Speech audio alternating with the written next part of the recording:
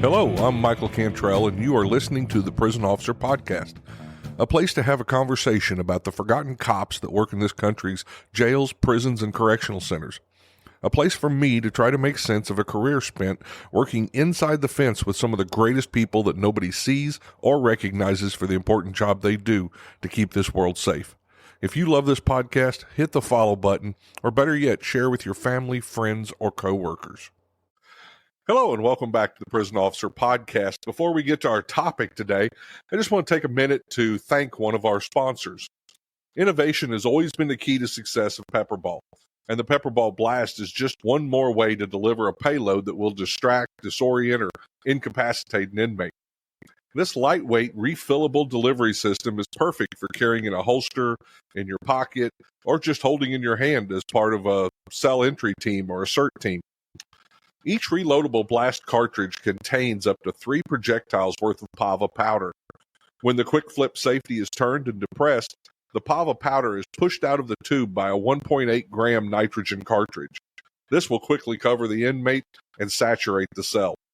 Since there's no actual projectiles deployed upon firing, this is a truly non-lethal product with no impact. To learn more about Pepperball, go to www.pepperball.com or click on the show notes today for more information. Pepperball is the safer option first. Hey, welcome back, everybody. This is Mike Cantrell with the Prison Officer Podcast. Today, I've got a guest, Alisha Shoates-James. She is the Senior Vice President and General Manager and Account Manager at Aventive Technologies, where she oversees national accounts relationships, leads a team to ensure client success. Previously, she served as Senior Vice President of the Post-Incarceration Business Unit at Aventive's subsidiary, Securus Technologies, spearheading the strategic expansion of reentry resources and tech solutions for justice-involved individuals. She began her career in law enforcement as a Nashville police officer and later became a federal probation officer and is still very active, including she's part of the table, and I'm going to have to ask what that is, and the Executives Transforming Probation and Parole. So she's still very active in law enforcement and corrections and reentry. So welcome to the Prison Officer Podcast, Alisha. Yeah, thank you, Michael. Thank you for having me, and thank you for whoever scripted that beautiful bio. Yeah, we haven't done a lot of probation and parole on here, so I'm interested to hear, of course, how you got there. We did have the president of the Missouri chapter of the Probation and Parole Association, but that was a couple of years ago, so I'm going to dig into that as we go along. But I always start off with the same stuff. Can you tell me where you grew up and how you got into law enforcement? Yeah, definitely. Thank you for having me. Excited to be here and share with your listeners. So originally from Detroit, Michigan, and always had a knack, a love for law enforcement, and the public safety, public interaction component of it, like public servant interaction component of it. Went to undergrad in Tennessee, and I thought that I would go back to Detroit to be a police officer, and fell in love with Nashville. Fell in love with the city. The crime rate was a little bit lower than Detroit. And so I just decided to stay in Nashville and tested to become a police officer. I actually was in my junior year. So luckily I met my husband before testing to become a police officer, because I could tell you junior year of college being a cop was it was very interesting. But yeah, and then just stayed in Nashville thereafter. Yeah. So were there people in corrections or law enforcement in your family? Had you seen that already? Yes, I had. So my uncle, my father's brother, was a lieutenant in the Detroit police force, and unfortunately, he lost his life in the line of duty. He was going in. He was actually just ending his shift and went into a fast food restaurant to pick up some dinner. A guy, subject dude, was robbing the establishment. My uncle announced himself, and the assailant got a drop on my uncle, and unfortunately, he succumbed to his gunshot wounds. Wow. But he lived for a few years after being shot. But that was really, so you can imagine my parents' surprise That's powerful. when I went from wanting to be a special education teacher early in life to wanting to be a police officer. They were like, "You want to do what?" And then the family history of it. But it connected me to legacy. Again, thinking about how police officers serve the public. It was a strong sense of pride and community in Detroit. And so that connection, the connection to the community really drove me to say, yeah, I want to serve the public in this way. That's going to be my contribution. And Hmm. that's kind of where it all started. Excellent. So when you became a law enforcement officer, and I know there's surprises. We all have those moments when we get in there and we go, wow, I didn't expect this. Yeah. What were some of the Yeah. things that you learned and about yourself and learned about the world, actually? Right. Yeah. So I had a very fortunate upbringing, lived with my siblings, my parents. And so even though I'm from Detroit, it was the more affluent parts of Detroit, right? And so Right. policing introduced me to other components of society and really the gray areas in life where people are on a straight and narrow path and get a substance use addiction or drinking or some type of critical incident that really derails them. So it Hmm. allowed me to see kind of the multiple dimensions in human behavior in society. And so when I first became a police officer, I wanted to be a homicide detective, Oh, wow. and that was just the crime shows were big when I was in high school. And so I thought, man, I want to solve murders. And I visited a police precinct, the 8th precinct in Detroit, when I was like a junior in high school. Hmm. And I was like, there was closure to a case that a police officer, an investigator had worked on. And there was a victim, a family member of the victim there. And they were talking about how this detective, this investigator allowed them to have closure. And so when I first became a police officer, I said, okay, you know what? I want to do that. I want to go out and, like close these cases and, serve my community in this way. Oh, yeah. And I will tell you, like I mentioned, I was a junior in college. So by the time I graduated the police force, I'm sorry, graduated the academy, I was going into my senior year in college. And so young, 21 years old. And I remember going out to maybe my first week, and maybe it was maybe our third call of the first day, and it Hmm. was a homicide call. Oh, wow. And of course, patrol in Nashville, patrol is called out, of course, first to just like assess the scene and call in a homicide unit. And I went on the scene, and like within like 5 minutes, I was like, I don't think I want to do homicide anymore. Like that. So it really surprised me because I had this buildup of years of, you know what I mean, from high Yeah. school to undergrad. And then a first week on the job and was like, yeah, I don't really want to, want to do homicide. But I knew that I had found my passion Yeah. for what I was doing in the capacity of law enforcement at that time. But I was surprised that like quickly, I was like, no, I don't want to stare at dead bodies. It was kind of, nah, it wasn't my thing.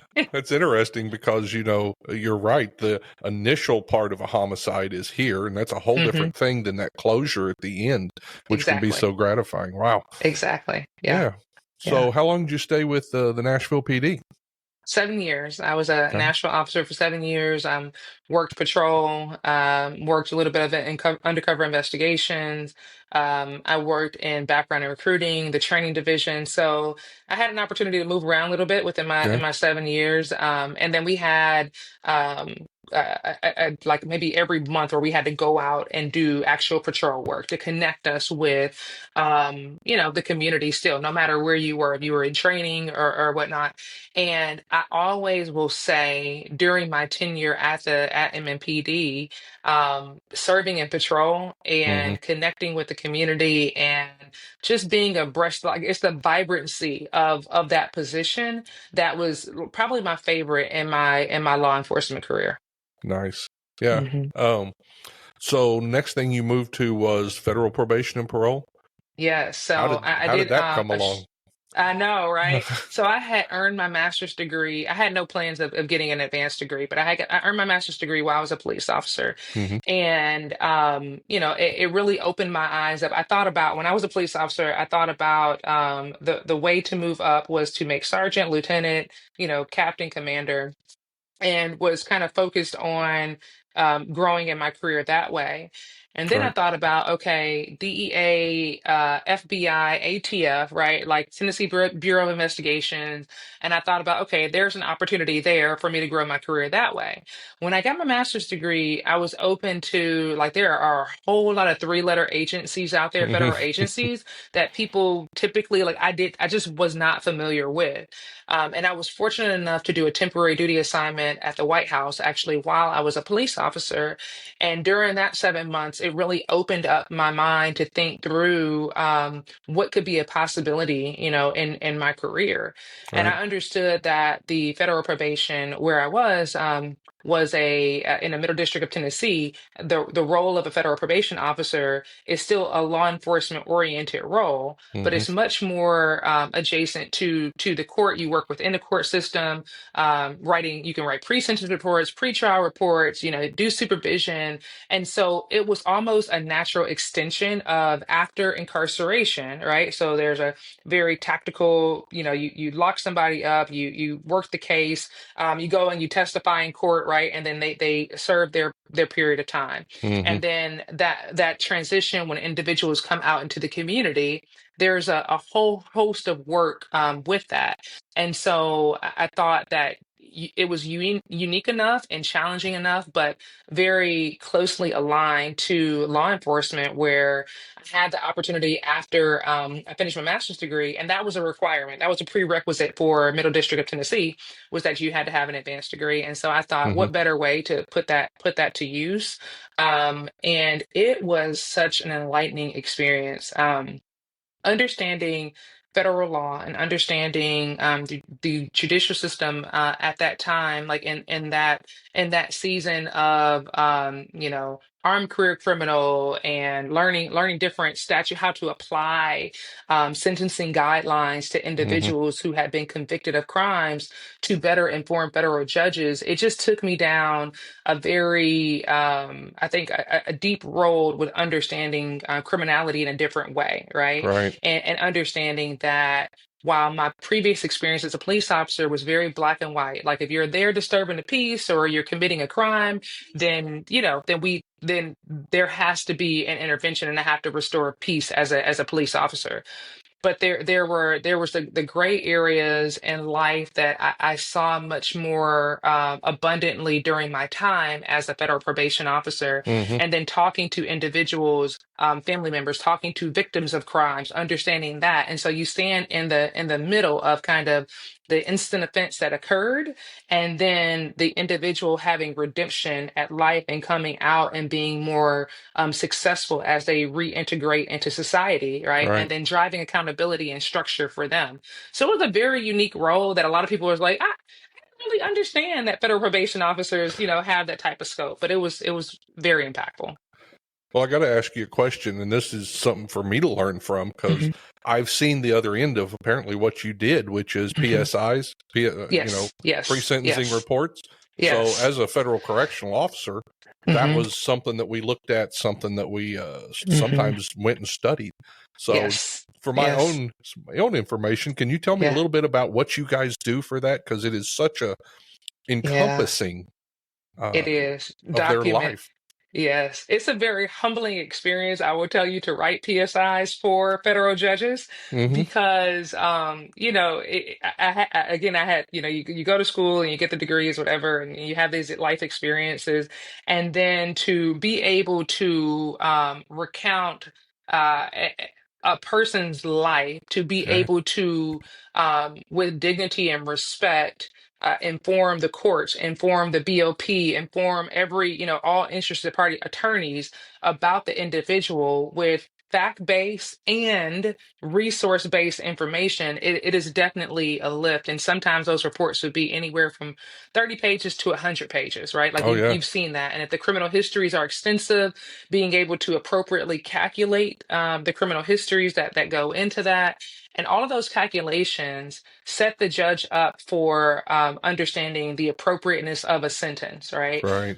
There are some, if a person's criminal history is more tenured and lengthier, then at a certain point, some criminal history would just be lumped together for a point basis.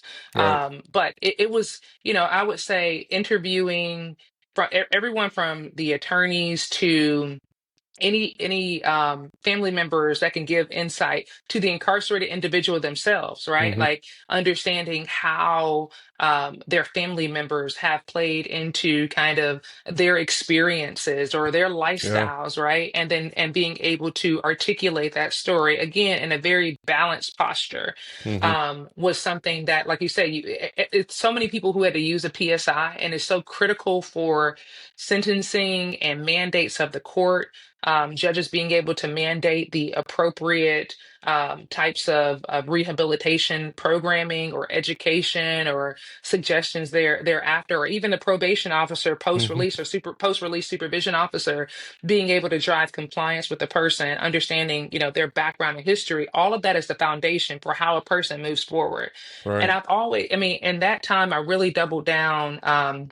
On the idea that the person is not their lowest moment, typically what is deemed as their lowest moment of that instant offense, right? But Yeah. it took place. What are the parameters that can help this person become a more successful, productive member of society? Hmm. And who are the respective community players or law enforcement players that can help that person rehabilitate and be more successful in the community? So Interesting. that was the scope of it. That's interesting that was the way you were focused. That's not the way I saw it from my end, but Hmm. that's interesting that, I worked at the Yeah. medical center in Springfield, Missouri, which has a Okay. lot of mental health. And Yes. sometimes you look at those guys and go, how did they end up like this? Right. And you look at that Right. PSI, and it's All right. it's it's scary. It's Yeah. sad. Hmm. It's you can't Hmm. believe some of those people have went through. And I'm not one of those people that makes excuses. Right. You Right. make choices in life, but Hmm. some Hmm. people didn't get a fair shake, and we used Right. to see that. But we also Exactly. used it when we spoke with them and when we had Hmm. problems with them, because I could go back and find out what meant something to them and have a Yes. conversation. Yes. So That's interesting to exactly hear it. about that. Yeah. Thank you. Yeah. Yeah. Yeah. No. Yeah. That, I mean, that's you hit the nail on the head, right? Like it's a tool that's leveraged at different points of the criminal justice process to better inform. But yeah, like some individuals that came across my desk, I just thought to myself, my God, right? Like being introduced to substances at 4 and 5 years old, or victims, a lot of victims of violence or sexual assault, or, Yeah. or different things that that it's just you could imagine why, you can better understand why they're having the challenges that they were having, like during Yeah. their time in the justice system. So Wow. yeah. Yeah. So how long did you stay with federal probation and parole? So almost 5 years. And then I Hmm. had a mentor who called me and said, "Hey, I hear that the state is looking for a probation administrator." And I thought, I really liked the federal system. We had a lot of, the newer technology. It was a very interesting role. Sure. Definitely, I would say more sophisticated understanding of the application of law than my tenure at the police department. But I was looking for a challenge, specifically around leadership. Like I said, I Hmm. mentioned, I mentioned I had finished my degree, and I had studied some things in leadership, and I had managed small teams. But I wanted to just stick my foot in the water, stick my toe in the water at a larger leadership opportunity. And Sure. I went from that experience, a federal experience, to supervising about 300 people up under my chain of command. So I had, I think, four direct reports, but at Hmm. the first region that I supervised was around 300 to 400 staff who were responsible for about 21,000 probationers and probationers and parolees in the region. And so I went to the state of Tennessee, Tennessee Department of Correction, up Hmm. under the Probation, Parole, Community Corrections Division. And from regional director to probation administrator to finally assistant commissioner, where I oversaw the entire division, probation, parole, community corrections, a Nice. staff of 1,200, 900 were sworn. and responsibility for 78,000 individuals reentering society, Sure. again, it elevated the way that I thought about the application of justice post-release, and really the idea of what could true rehabilitation look like, and Hmm. that balance of true rehabilitation, allowing an avenue for that while making sure that the peace and the protection of society remained whole, right? Like we Right. had a mission to protect, protect the public, right? And Hmm. and as individuals who committed these crimes re-enter society, making sure that we understand where they're living, what they're doing, if they're going to programming, if they have a job, gainful employment, coming in for drug testing.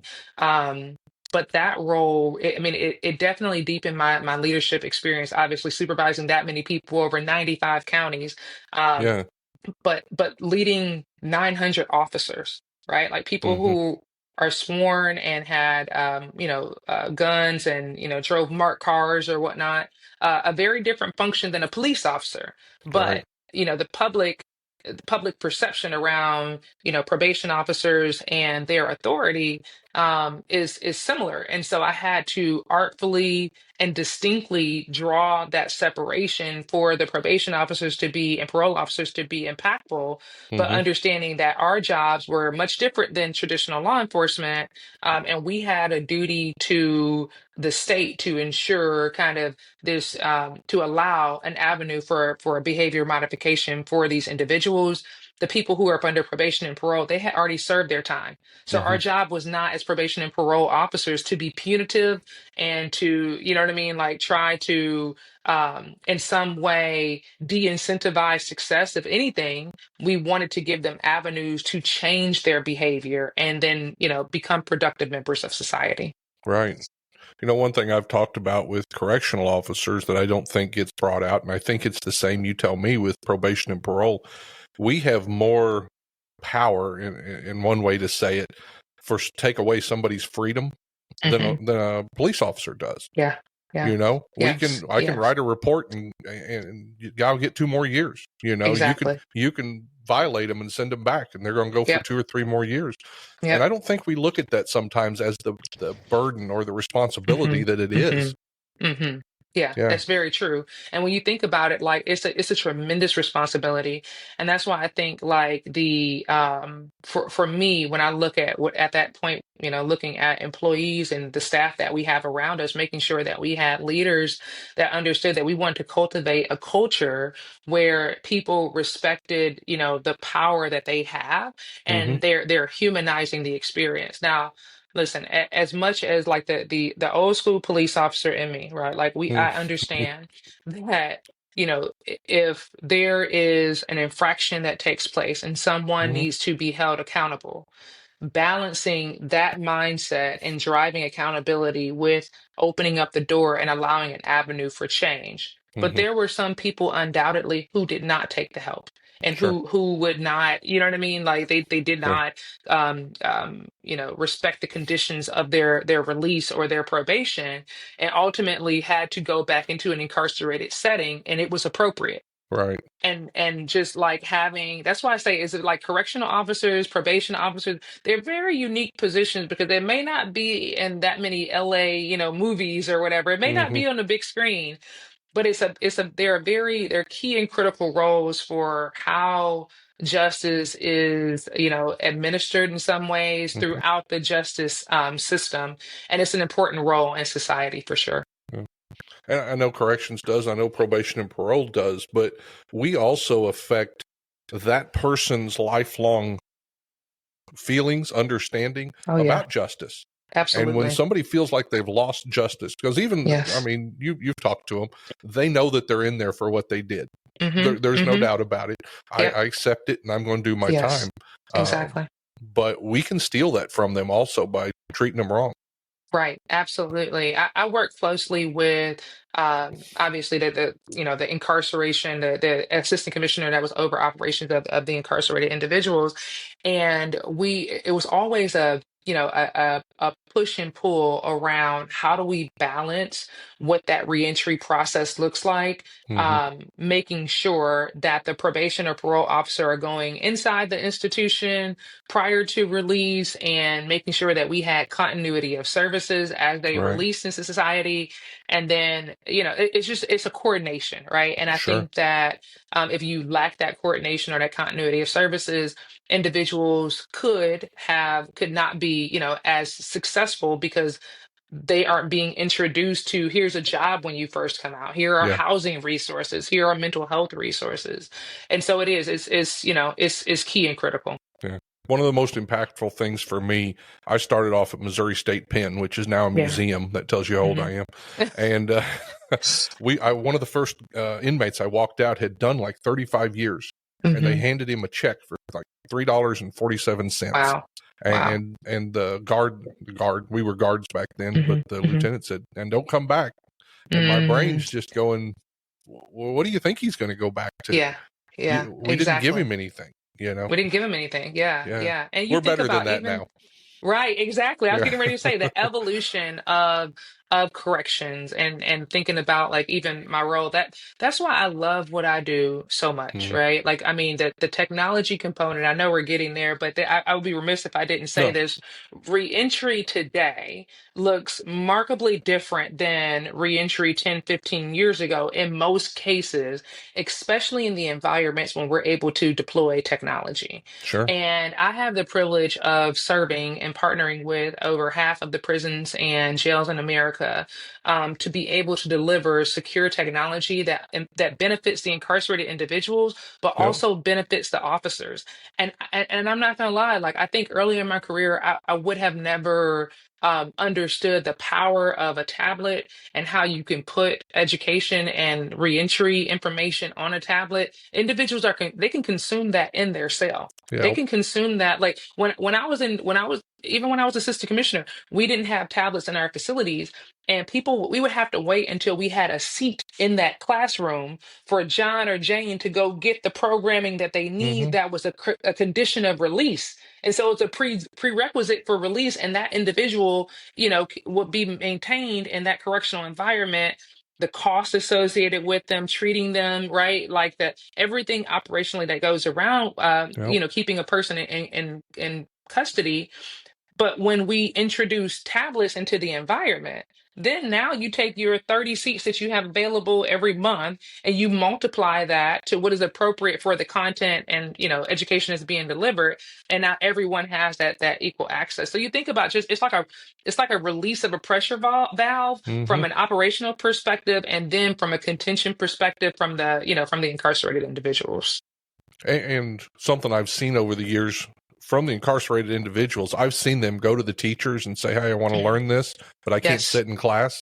Right. Right. I've seen them hide textbooks. I've seen them reading up on stuff in their cell that they Right. can't show the others because that makes them look bad or they lose face or whatever. Exactly, exactly. And Yeah. now, like, if an individual is on a tablet, they don't know if they're looking at, listening to music or looking at a book or, you know what I mean, Right. reading, the newest novel that they choose to consume, right? Or listening Sure. to a podcast that's informational.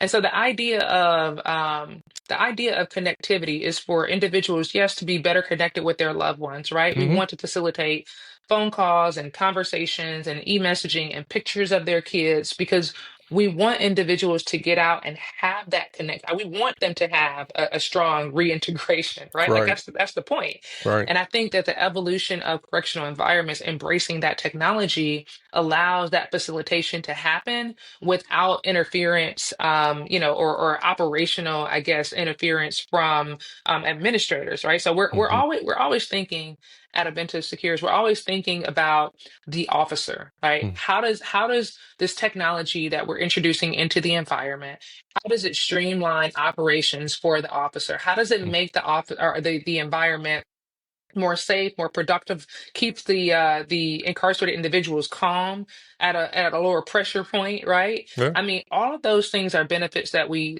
saw and that we continue to see as we deploy our technology. So that was one of the reasons when I think back to why I ultimately transitioned out of traditional kind of corrections or law Hmm. enforcement, is I was really interested about innovation. Where can we take, innovative solutions and be able to innovate in a way that impacts the reentry process, that Sure. better connects people as they are returning from an incarcerated space. And I launched a couple of businesses. I launched a business specifically about this called Quick Touch, and I had a connection with Securus, and Securus said, "Look, we're really trying to do this reentry thing. We want to be able to provide connection for individuals." And I'm like, Hmm. "Great," because I just I've had all of this experience with the population that you're trying to serve, and so we connected. Securus and I connected, and I came within the organization to help kind of further the advancement of providing the reentry and rehabilitation arm of the Sure. organization. And that has just taken off. Like I have colleagues now who oversee that. I've moved into an account manager role where stand between the customer and the business, making sure that we have a balanced approach. Right. But we have you said it one more time?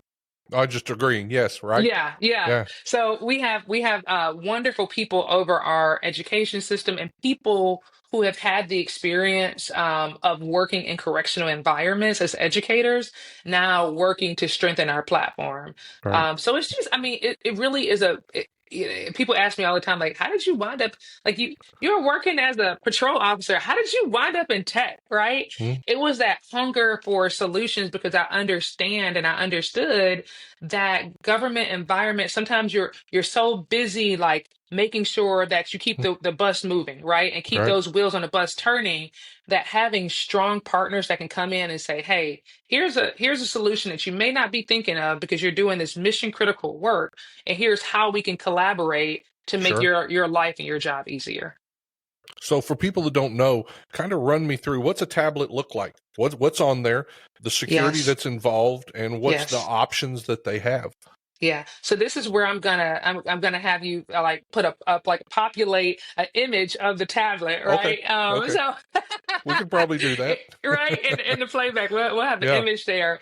But right now, like we have undeniably the most secure technology for correctional environments, both from an officer perspective and the incarcerated Hmm. individual's perspective. Our new tablet is called EvoTab, is a modular design tablet that allows individuals to consume media, education, rehabilitative services, make phone calls from their tablet. So now there's not a monopoly on the phone on the wall Hmm. for individuals where they have to like clamor or fight over that phone on the wall. They have that at their fingertips. Well, let me ask you real The quick here. hmm So I was talking the other day about these new FCC guidelines. hmm How does that hmm affect this? Um, Yeah. do inmates get So charged for using the tablet to talk to family? Is that go yes. over? Okay. Yes, it's just like you or I. If we, on our cell phones or our tablets, there is a cost for that, that communication. Essentially, the FCC has come in and said that the cost of a phone call or a video call is capped based on the size of the agency, right? Okay. And so, based on it, if it's a DOC or a county, there are rate caps in place. It does not limit the amount of communication. It does not limit the types of communication or material that is on the tablet. Of Hmm. course, we always work with agencies to make sure that the material, music, movies, games are within the scope and policy of the agency. Right. But essentially, the agency will drive that and guide that. The FCC simply says that it's appropriate to have rate caps. And when you Hmm. think about rehabilitation and you think about the need to connect individuals to their family, we support having communication Hmm. has appropriate cost for incarcerated individuals. Me or you, we have to pay for our cell phone service, right? And Yep. there's a cost to that. But we agree and we support that the idea that should not be extreme costs where people are Yeah. unable to have meaningful conversations. So Yeah. we support that wholeheartedly. So on the tablets, is it like FaceTime or is it like a phone call? or Right. both? So it can be either, yeah, Okay. it can be either or. It just depends. Every agency is different. You can imagine that, right? Like Yeah. every county is different. Every DOC is different. We have devices that are mounted on the wall where there are, like just a video terminal type Hmm. device. There are agencies that will allow for the video connectivity on the tablet, or there can just be, straight phone calling on the Right. tablet. But yes, individuals can receive pictures from their loved ones. They can correspond on email. They can correspond in a text-like solution. Right. And from an operational perspective, while we appreciate and we want to facilitate those communications, we want to make sure that that's done in a way that promotes a safe and secure environment for everyone. Sure. And so we have a whole investigative suite of products that we work with agencies on to make sure that those communications are safe and secure, Sure. and safe and secure environments allow people to do their time in a way that promotes rehabilitation, right? and Yeah. and if you talk to a lot of incarcerated individuals, which I'm sure you have over your tenure, they don't want the tomfoolery either, right? Like No, they don't most they of them don't don't. want to deal, they just want to do their time, digest some rehabilitative content for the most part, work a Hmm. job, right? Get positioned to be successful post release, and then and go out in society and release. And so I think our investigative tools are tools for the officers to really drive behavioral management on the device, on incarcerated individuals' devices. All of those are tools in the tool belt for the officers to be successful while managing the population. Yeah. And kind of what I mean by that is that the officer would have his own tablet, Mm. right? So he or she would have their own tablet, and then incarcerated individuals have their own tablets. Let's just say that there are behavioral issues with specific individuals, and perhaps they need to have some type of restriction. Maybe their tablet should only be used for phone calling and messaging. And that Hmm. officer says, John Doe, the behavioral, health model, risk, needs, responsivity. We're going to make sure that we take away the music and the media. The officer then can leverage their tablet and then go in and do that behavioral modification so that Interesting. John Doe loses the privilege until they have proven themselves, appropriate to have Sure. those devices or that those services, and then they can turn them back on. So we really try to empower our agency Yeah. and our administrators to think through what's the best way to supervise the population. Sure. Mhm. And, I've seen county jails that have got 40 inmates, Yeah, and there's yeah, no way that they have the access if they want to learn something new, if they want to do yes, something. But I yes. would guess with these tablets, it's almost unlimited what they can sit there and learn. Absolutely. The really cool thing about our new Evo tab is that we have the Google Play Store on the Evo tab. Hmm. And so we can interface with third parties. Of course, the agencies would have to give us the blessing for that, but we can interface with third parties to offer reentry content that is custom. They're third parties that's custom to the communities that individuals are releasing from, right? Sure. So the jail population a lot different from the DOC population, as you know. Yep. But for your listeners, right, like that, the jail population are shorter stays, and so when you think about the importance of digesting content that's going to help for that rehabilitative, that facilitate that successful rehabilitation, it becomes important for an individual to be able to get their device and begin to download that information and consume that information as soon as they're in facility, and not wait to be placed into a class. DOCs, the Yeah. beautiful thing about the opportunity, I would say, with DOCs is that incarcerated individuals can consume education programs that are lengthier in time. So think about 2-year degrees, think Hmm. about GED training, right? So you Right. have the time there for longer facilitation and consumption of education material. So it really, Yeah. regardless if you're talking about, short stay, 21 days, or a long stay, 5 or 6 years, 10 years, the devices are used differently depending on the needs of the individuals. Well, the thing that hit my mind while you were talking about the jail there, sometimes you want to get that to them at that Hmm. moment, Yes. because that might be Yes. the moment they've said, I need to make a change. Something's not going Exactly. right here. And if you wait, Right. they're going to get back into that system. They get more criminally educated. There you go. So I could absolutely see the reason to get that in their hand immediately. You know, I was just in a jail in Georgia, actually yesterday, Yeah. and I was hearing from their administrator that said when we first, like the tension in the jail before tablets was extremely high. You would walk into the day room, people are yelling, and he said when we put the tablets in there, like it just Mm, brought the tension down so significantly, and even the volume of the day rooms because people are focused on either they might be consuming music, right? Like they sure. it can be relaxation too, right? Like we understand that technology allows for the environments to be more um, conducive to rehabilitation than those without. Like there, Yeah. uses of force incidents, right? And there's no studies that directly correlate that instituting Mm, tablets drives down use of force. So this is right. anecdotal. I just want to make sure I say that for the record. But we have seen and we've heard from administrators that they have noticed that the uses of force, right, Hmm. have decreased when you introduce technology because people are occupied. Absolutely. And I can even Hmm. tell you from old school, Hmm. I worked at a prison, everybody had a TV. Hmm. You didn't want to Exactly. lose your TV. Uh-huh. So I'm Yes. absolutely sure that they don't want to lose their tablet. There you go. There Yeah. you go. And that was a Absolutely. deterrent. Yeah. Yes, Wow. absolutely. Absolutely. And like again, working with the agencies to understand how the technology can continue to further their mission, right? Hmm.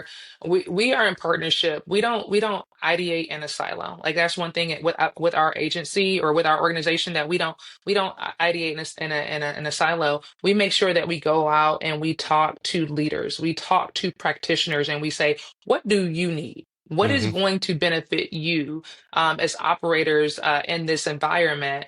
And we come back to the genius minds that we have within our organization. Shout out to Melanie and Lidget and Jessica. I don't want to start. I shouldn't start saying Oh, names that's because then good. I'm going to miss somebody. Uh, But we have some really impressive people. Charles Barrasso that we will bring the use cases to, hmm. and then they will help us further develop what we need to develop, right? I was working with a colleague, his name is Lev, since I'm naming people. And, we were talking about the investigative services and ways Sure. to strengthen the investigative services.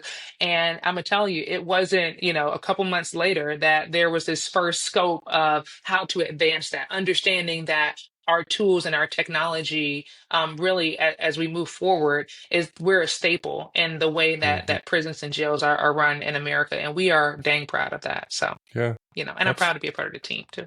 Sure. So, what's this team working on now? What's for the future? What are you guys Yeah. So the, bringing the board? future, yeah, the future is here, right? With the Evo tab, and we will continue to see further iterations of our technology. So strengthening of the applications that we bring to the environment, right? Hmm. Everything from the incarcerated side, everything from more secure connectivity and communications to the short term or the what do we call it, STC. So it's like a text messaging feature, right? Right. Making sure that like that was revolutionary when we think about from phone calls to e-messaging to STC. Just making sure that we continue to strengthen those products and services. Increasing the type of media content that we have, making sure that while we want all of the publications and the books and everything, that we offer the blockbusters too, right? Like so Sure. just understanding and having that balance, the newest music for the incarcerated individuals. From an officer side, it's really exciting because, everything from the safety and security, the investigative tools that we're developing and bringing to market, Yeah. continue to evolve on our platform for officer tablets, right? Just a strength in the connectivity and the reliability of what we do as we continue to evolve that. Yeah. So we're excited. We're excited to partner with agencies that are forward leaning, and hear from them as we continue to develop our products and services.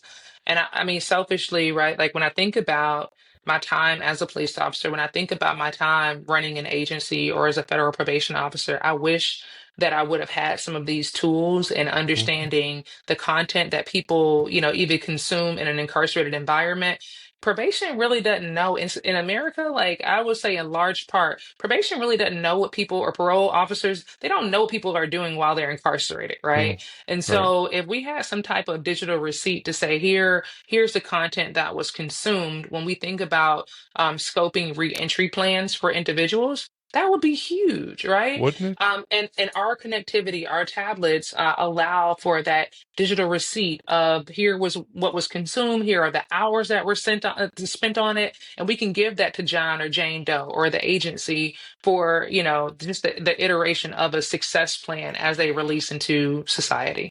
Interesting. Yeah, because on Yeah. our part, unless they completed it and got a certificate, we probably Mhm. didn't put it in their file, Exactly. and you don't see Exactly. it. Yeah, Right. there. What Exactly. what can corrections and probation and parole do to work together better? Because Hmm. I always feel like we're separate, and Yes. we Yes. shouldn't be as much, um, Yes. because That was the we're biggest just hurdle. handing them off. Yeah. Yes. Yeah, that was the biggest hurdle. And I would say, we did everything from earlier reach-ins where you had parole officers going inside the facility, Hmm. connectivity with family members prior to John or Jane Doe getting out. And more than just a checkbox, because probation and parole officers, they would have to go and say, okay, is it a real house? Where's the address? Who else is going to be there? Mom or dad? Make sure there are no weapons in the house, Yeah. but making sure that there's connectivity with the family to say, John or Jane Doe, you want them to be successful. Tell me about other things that we Mm, should work on as almost like a collaborative team right. for that reentry process. And then having the CO understand that any documentation or any instances where that they should be notated in the file and then given to the parole officer. So there's Hmm. this continuity. It's very choppy. Our justice system in America is very choppy, right? Yeah. Like the police, and I can't tell you how many cases I worked in. It's just like, what happened to it? Like you just don't know. Yeah. So you have, and everybody has their role and function, but just making sure that the communication is there, that we leverage, technology then to have that receipt. And the PSI is a great, that's a great, like you mentioned earlier, that's a Yeah. great document to kind of capture all of everything that happens before that incarceration, and then having some type of way to then capture what happens in incarceration so that individuals can be more successful post release. That And would be a hopefully they don't return, but we know that some people will. yeah. And then you have that record if they do have another instance. In mental health, I think I may get this wrong. Somebody will let me Mhm. know if I do. I think they were soap notes, and we used Yes. to we used Yeah. to be able to do soap notes, and Hmm. those Hmm. would track across nurses, psychiatrists, Right. psychologists, officers. We Right. could all see them. And it'd be Right. interesting if we could do that with just the regular inmate. Right. Yeah. Yeah. Yeah. Absolutely. I think communication is power, right? And Yeah. then having the wonderful practitioners that we have a lot, and I know I'm preaching to the choir here, but we have a lot of good men and women who are serving in the capacity in mission critical capacity of Hmm. COs and POs, right? Yeah. Again, like I know the police officers typically like on the LA screens, right? In the movies and everything, but man, there are a lot of people who really want to get it right and want to Yeah. help individuals. And I always appreciate meeting those COs when I go inside of a facility that gives a darn about like, okay, I want John Doe to be successful. You can't be a knucklehead while you're in my facility, right? I'm gonna Right. hold you accountable, but I care and I want you to be successful. And Sure. so it's just always refreshing to know that we still have those men and women, and we continue to have them and recruit that type of talent across different agencies in this country. Yeah. You talked about Okay. successful, and I just put it together. This week has been one of the most interesting examples of inmate success. Hmm. Josh, is it Smith? I think it is, that was just Yes, announced as I know him. do you? The deputy Yes, director of the Federal Bureau yes, of Prisons. yes, He did time and came yes, out. Apparently, from everything I've read, has done an amazing as an yeah, entrepreneur, and is yes, now going to be part of leading the Bureau of yes. Prisons. Isn't that remarkable? I Yeah. mean, the idea of second chances and people who deserve second chances, like humanizing the experience of incarceration and Hmm. reentry, and then, you know, allowing people the opportunity to be impactful, right? Like Right. Josh's story speaks exactly to that. Yeah, so he's a Tennessean, Oh, okay. and yeah, he's just a wonderful guy. I saw him a couple months back at a, Correctional Leaders Association conference, Hmm. and he's doing wonderful, impactful work, impacting the lives of other people, other individuals who are just as impacted or formerly incarcerated. And so I'm super excited to see how he changes that agency and brings the agency forward, because I think lived experience gives him a different perspective. It's It does. just like, I mean, I think of it as my way of being a former practitioner, like that lived experience running agencies and having that law enforcement experience allows me to better inform technology. And I think that you're going to see that same correlation and the work that Josh does and the Hmm. impact that he has. So it is a wonderful day. And the fact that he has the background and he's a really great person is just Hmm. like, I just love to see it. So, Yeah, yeah. I'm excited. I know that there's a bunch of correctional officers out there going, "Wow, we can't do yeah. this." But Uh-huh. when you take a look at and just what I've read, he's Hmm. been extremely successful.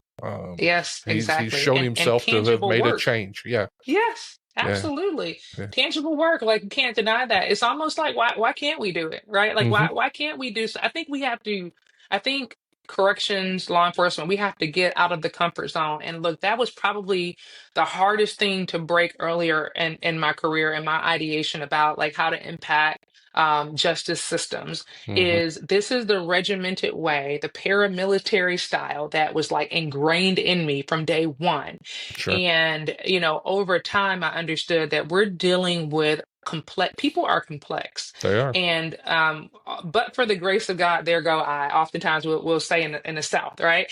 Yep. So you never know what situations or happenstance leads individuals to their criminal offense. But Yeah. I think that we should open the door and invite them for a possibility of change. And who better, or a possibility to change, but who better than a person who has proven themselves post release Sure. in ways that we can go back and see, their impact. But who better to step in and kind of shake it up a little bit? Like let's Yeah. challenge the status quo, and hopefully, we will be better because of it. 5 years from now, we look back and we're like, man, it was a great call. And Yeah. it takes nothing away from those people who, like you and I, who are traditional, you came up through the ranks and kind Yeah. of like I think I call it the gritty climb. Like I've had Yeah. the gritty climb. It takes nothing away. I Yeah. think the collective brain trust in order for us to advance the area of correction is needed. Why not now? Like now is the time. Absolutely. Yeah. What a Yeah. great what a great conversation. Thank you so Yes. much.